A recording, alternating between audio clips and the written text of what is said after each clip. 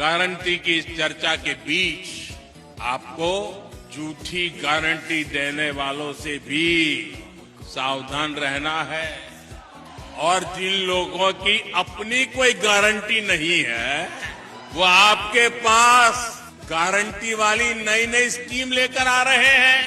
उनकी गारंटी में छिपे खोट को पहचान लीजिए। झूठी गारंटी के नाम पर उनके धोखे के खेल को बांप लीजिए। ನಿನ್ನೆಷ್ಟೇ ಪ್ರಧಾನಮಂತ್ರಿ ಮೋದಿ ಅವರು ಪಶ್ಚಿಮ ಬಂಗಾಳಕ್ಕೆ 6 ಗ್ಯಾರಂಟಿಗಳನ್ನು ಘೋಷಣೆ ಮಾಡಿದ್ದಾರೆ. ಇಲ್ಲಿ ಬಂಗಾಳಕ್ಕೆ ಬಿಜೆಪಿಯವರು ಕೊಟ್ಟಿರುವಂತಹ ಗ್ಯಾರಂಟಿ ಸ್ಕೀಮ್ಗಳನ್ನು ನಾವು ಗಮನಿಸಬೇಕು. ಸರ್ಕಾರಿ ಬಸ್ಗಳಲ್ಲಿ ಮಹಿಳೆಯರಿಗೆ ಉಚಿತ ಪ್ರಯಾಣ, ಕರ್ನಾಟಕದಲ್ಲಿ ಹೇಗೆ ಶಕ್ತಿ ಯೋಜನೆ ಇದೆ ಅದೇ ರೀತಿಯಲ್ಲಿ ಸರ್ಕಾರಿ ಬಸ್ಗಳಲ್ಲಿ ಮಹಿಳೆಯರಿಗೆ ಉಚಿತ ಪ್ರಯಾಣ. ಪ್ರತಿ ಕುಟುಂಬದ ಯಜಮಾನಿಗೆ 3,000 ರೂಪಾಯಿಯ ಮಾಸಾಶನವನ್ನ ಕೊಡ್ತೀವಿ ಅನ್ನುವಂತಹ ತೀರ್ಮಾನಕ್ಕೆ ಈಗ ಬಿಜೆಪಿಯವರು ಬಂದಿದ್ದಾರೆ. ಕರ್ನಾಟಕದಲ್ಲಿ 2,000 ರೂಪಾಯಿ ಕೊಡ್ತಿದ್ದಾರೆ. ಬಂಗಾಳದಲ್ಲಿ ಬಿಜೆಪಿ ಗೆದ್ರೆ 3,000 ರೂಪಾಯಿಯ ಮಾಸಾಶನವನ್ನ ಕೊಡ್ತಾರೆ. ಇನ್ನು ನಿರುದ್ಯೋಗಿ ಯುವಕರಿಗೆ 3,000 ರೂಪಾಯಿಯ ತಿಂಗಳ ಭತ್ಯೆಯನ್ನ ಕೊಡ್ತೀವಿ ಅಂತ ಹೇಳಿದ್ದಾರೆ. सर अभी हम कुछ नहीं बता सकते हैं आपको, हम डिस्प्रेशन में अभी हैं। कोची में है डिस्प्रेशन में है।